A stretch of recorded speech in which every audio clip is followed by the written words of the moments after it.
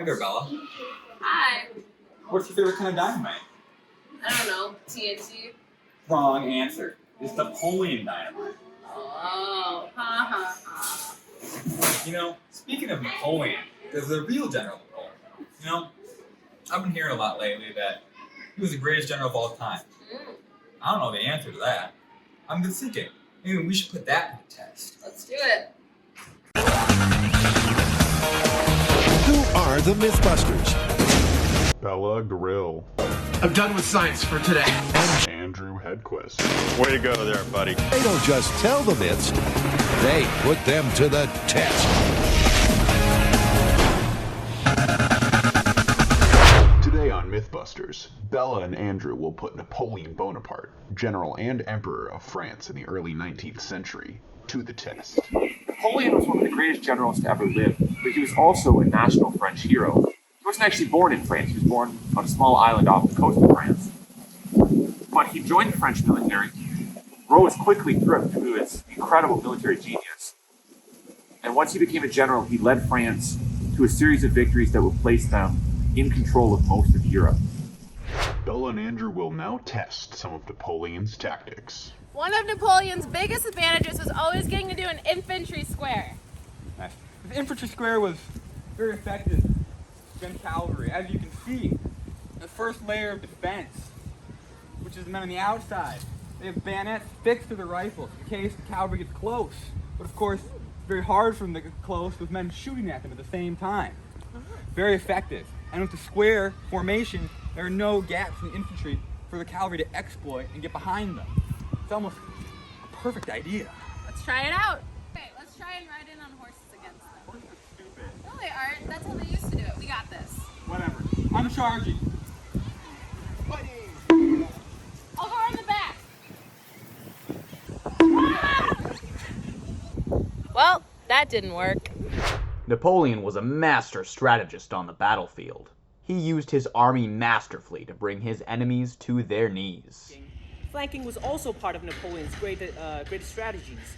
He would often flank people from the sides, on both sides, and he would attack them that way, splitting them into two and then conquering and dividing. Napoleon was always sure to work smarter and not harder. His third strategy was known as the core system. Not that kind of core system. The core system was basically taking the three branches of his military: infantry, cavalry, and artillery, and taking small amounts of each of these branches and putting it into small groups. And they would have multiple of these small groups that would attack the enemy, and all these small groups will be self-sufficient because they would have the three branches of the military with them. All right, let's make our core system.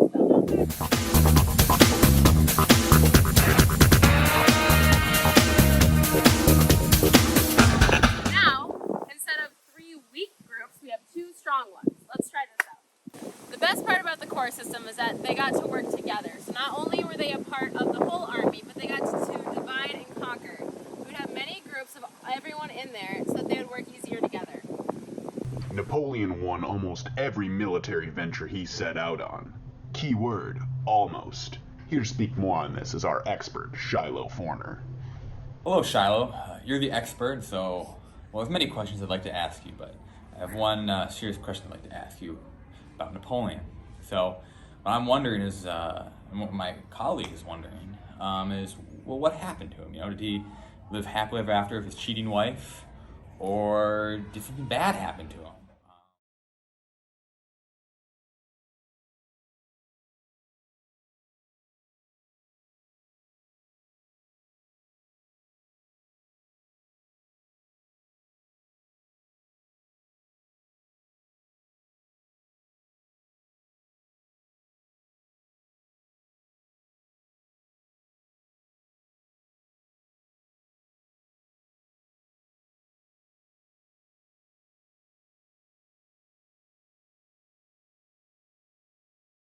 So Bella, it's been a long day filled with hard work. What's our conclusion? Well, let's look back. We got to learn about his 4 tactics. We got to learn about his flanking, his infantry square, his core system, and strike hard, strike first. We also got to talk to some experts about where he was defeated. He was defeated, but I mean, even the best lose sometimes. True. And he had many great victories. I think we really need to compare him to other generals to see if he really is the greatest general of all time. Well, according to Ethan Arsht, he did a study over about 6,600 generals in over 4,000 battles, and Napoleon was ranked in the top. It's very interesting.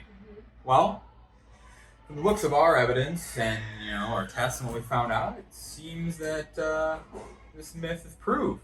Mm-hmm.